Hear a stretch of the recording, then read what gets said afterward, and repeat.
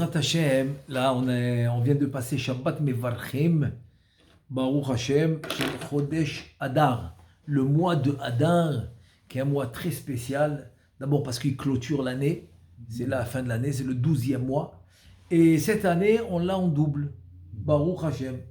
On a Shana Me'uberet, c'est-à-dire qu'on a deux fois le mois de Adar, comme on va le voir après, que Adar, Shenichnas Adam Abim Besimcha, on l'a en double. Donc, parce que quand le mois de Hadar il vient, il faut être sa mère. Pourquoi il faut être sa mère? Qu'est-ce qu'il a de spécial le mois de Hadar? Alors on va essayer comme ça maintenant ensemble de donner quelques points sur ce mois extraordinaire. C'est un cadeau ce mois de Hadar. Puisque tant que ça que le Rabbi Chaim Palad dit Alav Shalom, il dit même celui qui est né à Hadar, c'est quelque chose de très bien aussi pour Avodat Hashem, tellement ce mois il est spécial. Ouais. Celui qui est né en Hadar, c'est très propice pour la Avodat Hashem, il est plus spirituel, etc. Donc tu vois, c'est quelque chose de très spécial ce mois. Pourquoi? Alors, premièrement, comme j'ai dit, parce que le Chodesh Hadar, c'est le 12e, ça va clôturer l'année. Shnem Asar Hu Ve'acharon Bechodesh Hashana, c'est le dernier de l'année. De quoi on va compter les mois à partir de Nissan. À partir de Nissan, le 12e mois, à partir de Nissan, c'est exactement Hadar, c'est le dernier. Avec là, bon, j'ai dit que on va le voir après, là on l'a en double. Bon, Hachem, on l'a en double. Mais la puissance, elle est la même. Quoi, la puissance, elle est la même. Maintenant, le mazal de ce mois-là, c'est Dagim, c'est le poisson. Et on sait combien de choses c'est écrit sur le poisson, des trucs incroyables. Lo yanum velo ishan shomer Israël. C'est le Shir la Ma'alot, qui est très très... Ah, tu sais que c'est très très bien, ouais, tu l'as mis parce qu'on lit dans le Sidour, Shari Chesed. Dans plusieurs Sidours, ils te mettent, ok, fais, mais là tu l'as mis en bien, en couleur et tout, le Shir la Ma'alot, et Saena Yele Harim. C'est très très bien, il dit le Ben Ishraï dans le Sod Yisharim, de le dire avant Elokai Netzor. Après le Yiyur Ratzon Imrefi Arishon, le premier Yiyur Ratzon Imrefi, juste après de dire ce Shir Ma'alot. Très très puissant. Il dit ça donne la simcha, ça fait beaucoup de bonnes choses. La Risa, il dit qu'il faut faire la menorah. Aussi, attends, mais c'est deux choses différentes. La menorah, le Chida, il explique. C'est parce que le Harizal, il voulait que tu fasses la menorah debout, en face de l'Est, quoi, le Mizrach, là où tu pries. Ah, ça c'est une zgoula de Shmira. C'est une grande Shmira, ça, la menorah. Mais le Ben Ishra, il dit que le Shir Ma'alot, ça te donne la simcha et ça t'enlève la peur. Alors je donne un exemple maintenant, celui qui est écrasé sur lui, il a peur. Il a des peurs comme ça qu'il le prend. Qu'il fasse le Shir Ma'alot et Saena Yele Harim, juste après le Yiyur Ratzon Imrefi Arishon. Arishon, le premier. Avant Elokai Netzor. Juste avant Elokai Netzor, comme on a mis dans Shari Chesed. C'est pas une rêve sec, ça gêne pas? Ah non, pas du tout. Pas du tout, parce que dès que tu as fait le premier Yiyur Ratzon Imrefi Ari, le premier Ratzon Imrefi, c'est un endroit de Tachanoun. Tu peux dire ce que tu vas dire, tu peux prier, tu fais ce que tu veux. Même le Mishnah Bora, il dit c'est mieux que toutes tes tefillah, tu le fais à la fin. Comme ça, si jamais entre-temps le Chazan il commence la Gdusha, tu ne vas pas la rater. D'accord. Tu ne vas pas la rater. Donc c'est un moment propice, donc c'est très bien. Donc il faut faire ce Shir Ma'alot, il te dit ça enlève la peur, ça donne la simcha. Maintenant, Rabbi Shlomo il ramène aussi pour la menorah. Oui, là-bas ça va amener c'est une agana, c'est une protection. Donc, et pourquoi j'ai mis ça? Pourquoi j'ai dit tout ça? Parce que le pasuk il dit il dit Shomer Israël, lo yanum velo ishan. Lo yanum, c'est quoi lo yanum?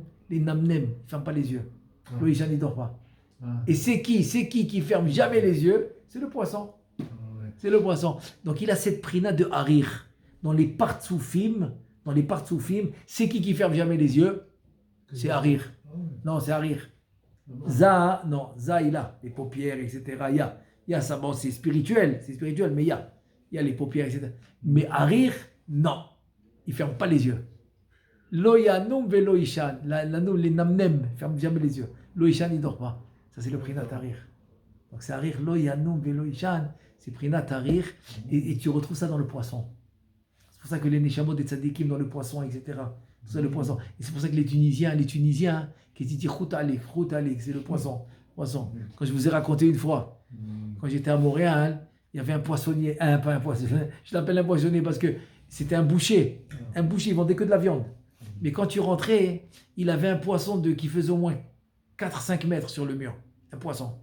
La première fois que je suis rentré, je pensais que c'était un poissonnier. Non, parce que c'était un Tunisien. Donc il s'est mis un grand poisson dans le mur, mais il vendait de la viande.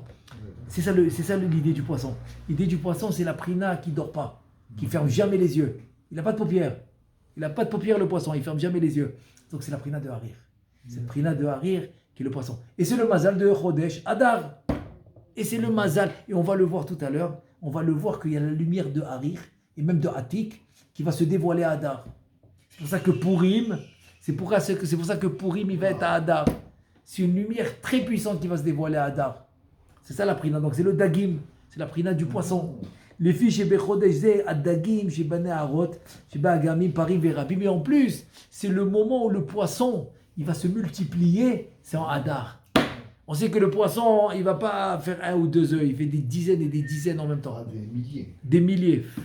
Des milliers d'œufs. Il fait, le poisson. Des milliers. Et donc c'est le moment où il se reproduit. C'est en Adar. Ou mazal dagim et le mazal du poisson. Ou mazal chez le bracha. C'est la mazal du bracha. Le mazal du bracha, c'est le poisson. C'est le poisson. Il te dit mazal chez le bracha. Mi pene, pourquoi? Mi pene chez dagim mechusim mina'ain.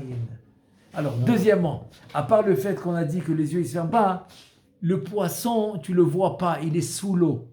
Il est caché de l'œil. Tu ne le vois pas, il est caché de l'œil. Donc c'est pour ça qu'il n'a pas d'Aïnara. Il n'y a pas de Aïnara dans le poisson. Et c'est le mazal de Chodesh Adar. Donc c'est pour ça, C'est tu lui vois. qui regarde, mais on ne le regarde pas. Chazak Omarou. Tu le regardes pas, il est caché. Il est caché. C'est pour ça que la dracha de Chazal, Ben Porat Yosef, Ben Porat Ale Aïn. C'est quoi? Ale Al Tikre, Ale la Ole Aïn. Il passe à travers les yeux. C'est-à-dire, tu ne le vois pas. En Aïnara, Sholetet Bahem, Ven Aklala Shora Bedagim Le'olam. Il n'y a pas de Aïnara dans le. Il n'y a pas de Aïnara dans le poisson. Le mazal poisson, il n'y a pas de Aïnara. Il te dit, il n'y a pas de klala. La klala, c'est-à-dire la malédiction, elle ne se repose pas sur le mazal dagim. Jamais. Jamais, les olam, jamais. Ve'afilu bamaboul lo metu adagim. Le maboul, il y avait de l'eau bouillante. De l'eau bouillante dans le maboul.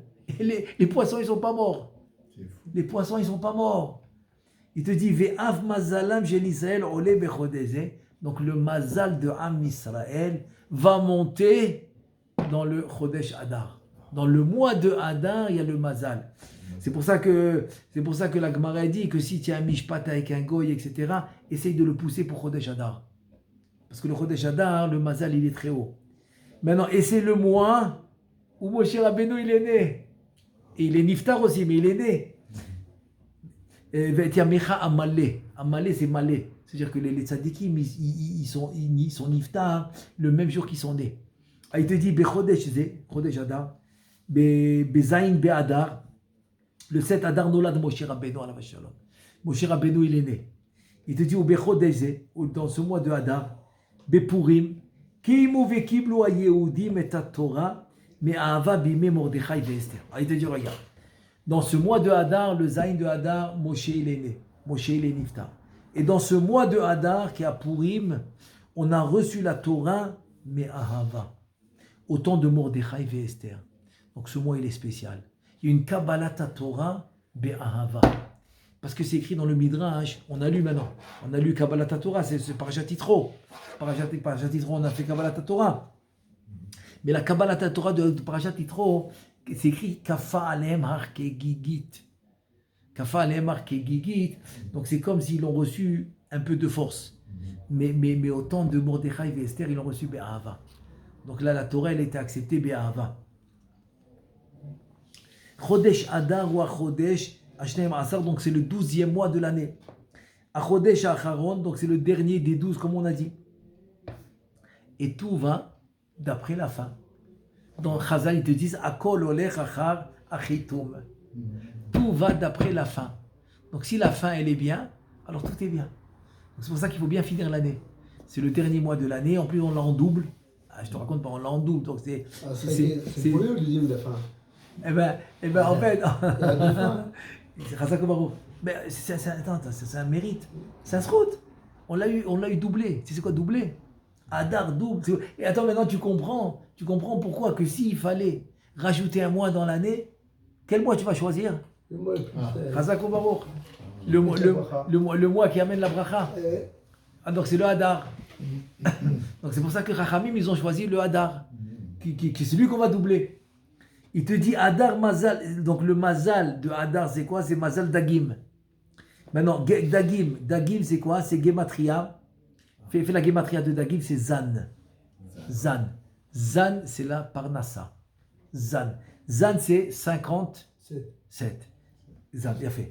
Et le Mizmor les David que tu fais pour la Seouda, Mizmor les David, il y a Zan, Tevot. Il y a 57 mots. 57 mots. Parce que Zan, c'est le. Et le Olam de la Parnassa, c'est lequel? C'est la Yetzira. Il s'appelle Zan. Et c'est pour ça c'est quoi les Shemot du Olam de la Yetzira, qui est le Olam de la Parnassa? C'est quoi les Shemot? El Havaya. El Havaya, ça va être aussi Zan. El, c'est 31. Havaya, c'est 26, c'est le chef, c'est les Shemot du Olama Yetzira. Donc c'est le Olam de la Parnassa. Il va s'appeler Zan. Alors, Zan, Shemot, Shel Chesed Verachamim. Donc il y a 57 noms de Chesed et de Rachamim. C'est pour ça que ça amène la Parnassa. Il te dit les Horot pour t'enseigner. Qui bechodeze, dans ce mois-là, Midgalim, Arachamim, Vachasadim, Baolam. La Rachamim, les Chassadim dans le monde se dévoilent dans ce mois-là. Quel mois? Le mois de Hadar. Et Raché Tevot. Aïe, c'est fort ça. Raché Tevot, Hadar, c'est quoi? Ra'ava de Ra'avin Ishtakah. Aïe, aïe, aïe, aïe, aïe, aïe. Qu'est-ce qu'on a fait hier à Mincha? Essayez de vous rappeler. Mincha de Shabbat, quelle lumière se dévoile? Comment elle s'appelle? Dans le Zohar HaKadosh.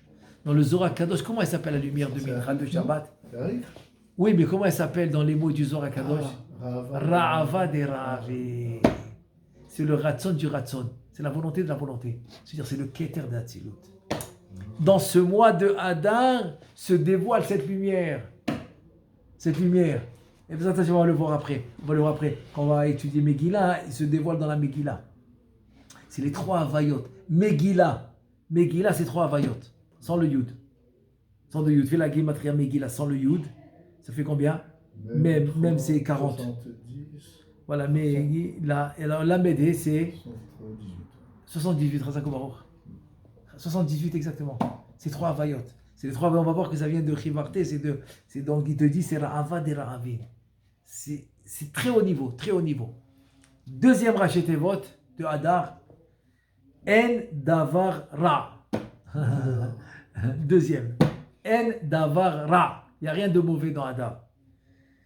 Troisième, Raché Tevot, Recha de la Itiada. Wow. C'est le tzadaben de Atik de Atzilut. C'est encore plus haut que Harir. C'est ça les 3 Havayot. Les 3 Havayot de la Megillah, c'est ça. C'est Recha de la Itiada. Recha de la Itiada. C'est encore plus haut que le Harir, c'est Atik. C'est le tzadaben de Atik de Atzilut. Et maintenant, 4e Raché Tevot. Mais maintenant, c'est le Raché Tevot, pas dans le Hadar. Raché Tevot dans le Mazal du Hadar. C'est quoi le Mazal du Hadar? C'est Dagim. On est d'accord? Le Mazal du Hadar, c'est Dagim. C'est quoi le Raché Tevot Dagim? Raché Tevot Yud Gimel Mechilan de Rachamé. C'est les 13 attributs. Les 13 attributs. El, Rachum, Vechanun, Erech, Apaim, Verafreset, Vehemet. Les 13 attributs.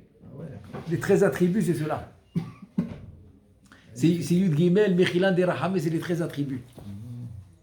Et maintenant, quand tu fais le mot Dag, ok, donc ça c'est Dagim, c'est les 13 attributs de, on a fait. Maintenant, quand tu fais le mot Dag, Beipur à l'envers, ça te fait Gad. D'accord, Dag. Dag, c'est Gad, c'est Umilachon, Mazal Tov. Mazal Tov, pourquoi? Parce que dans ce mois-là, Bachodeze mitromem mazalam chez l'Israël. Ah, d'accord. Tu as compris? Donc c'est pour ça que c'est Gad. Gad, c'est un langage de Chachamim. Good Gedudenu. Il y a Good Akev. Il dit que c'est un langage de Mazal. Oui, comme ça ils disent Chachamim. Gad, c'est un langage de Gedudenu. C'est un langage de Mazal. Alors le Mazal de Israël, il monte. Le Mazal de Israël, il monte. Donc ça c'est... Et donc il est très haut, le Mazal de Am Israël. Ensuite, on a le Chodesh Adar, le mois de Adar. C'est parce que chaque tribu, il a un mois dans l'année. Chaque tribu, il y a 12 tribus, il y a 12 mois dans l'année. Donc, le mois de Adar, c'est en parallèle avec la tribu de Yosef. C'est pour ça qu'il dit Chodesh Adar, Keneged Shifto Shel Yosef. Donc, Menaché et Ephraim. Donc, ils sont Mazal Dagim. Yosef, Menaché, Ephraim, Mazal Dagim. Mazal Dagim. Donc, Chodesh Adar, c'est la tribu de Yosef. Asher Birkato, comment il a béni Yaakov Avinu, Amalach Hagoel, etc., qui lui a dit Vidgu Larov, le Dagim, Vidgu Larov, ils se répandent, ils ont la bracha, parce qu'il n'y a pas de Ainara. Quand il n'y a pas de Ainara, il y a la bracha. C'est qui empêche la bracha? C'est le Ainara. Comme il dit la Gemara, c'est le Ainara. Donc, Vidgu Larov, Bekerev Haaretz, Vidgu Larov, c'est la bracha. C'est Yosef, c'est Adar. Velachen mazalo dagim she'en ha'inara sholetet bahem. Donc il n'y a pas d'ha'inara. Velachen nechlak shivto shel Yosef lishne shvatim. Alors comme il n'y a pas de ha'inara, Yosef maintenant il va être divisé en 2 shvatim. 2, pas 1, 2. Ephraim ou Menaché, comme il lui a dit, Kishimon ou Reuven yuli. C'est comme les enfants. Donc 2 shvatim. Ki mazalo dagim lashon rabim. C'est vrai. Dagim. Le mazal, parce que d'habitude le mazal, il est, tu dis par exemple le verso, c'est au singulier. Alors que Adar, son mazal, tu le dis au pluriel, dagim. Donc lashon rabim, je veux dire quand tu dis le mot au pluriel de dagim, alors ça fait bet adarim, bet shvatim. Et c'est pour ça aussi que quand on a une année de Chodesh, mais avec le Me'uba, Shana Me'uberet, donc Dafka 2 Adar. Parce que c'est Dagim, c'est au pluriel. Donc 2 Adar, et donc 2 Shvatim. 2 Shvatim. Maintenant, ce que je voulais rajouter, c'est ça, c'est que tu me dis que le Mazal, c'est Yosef, le Mazal, la Bracha. Alors quel rapport avec nous? Eh bien, le rapport est très simple. C'est que, par exemple, je donne un exemple. Quand par exemple, il y a un Ainara, tu dis que tu vas aller contre les Naki, tu fais la Sgoula du Ben Ishraï, qui est écrit dans la Gemara. Tu dis Anna Mizara de Yosef Athéna, je viens de la descendance de Yosef, de la Shalta Ba'en Abisha, qu'il n'a pas eu le Ainara. Comment tu peux dire que tu es la descendance de Yosef? Peut-être que tu es la tribu de Yehuda, peut-être que tu es la tribu de Binyamin, peut-être que tu es la tribu de Zvulun, Sachar. Comment tu peux dire non, je suis la descendance de Yosef? Alors ça, j'ai écouté Arav Ovadia Zatzal. Arav Ovadia, il a dit comme ça, il a dit, comme Yosef, il a nourri tous les enfants de Yaakov, toute la famille de Yaakov. Donc il a nourri toutes les tribus. Comme Yosef, il a nourri tout le monde en Égypte, donc on devient comme ses enfants. Quand tu fais grandir quelqu'un, que tu le fais nourrir, c'est comme ton enfant. Exact. Donc on est devenu comme les enfants de Yosef. Donc on se fait dans une prina, dans un certain niveau, on devient les descendants de Yosef. Donc quand tu me dis maintenant le Chodesh Adar, c'est Chodesh Yosef, donc nous aussi on a cette prina de Yosef, puisqu'on dit on vient de la descendance de Yosef qui nous a nourris. Donc on est comme aussi, à part le tribu d'où on vient, on fait aussi partie de la descendance et de la tribu de Yosef. Donc c'est pour ça que la bracha, elle va être dans tout Israël, dans tout Am Israël. Donc tout celui qui prend au sérieux le Chodesh Adar, etc., il fait Bessimra, il peut recevoir la bracha de Yosef.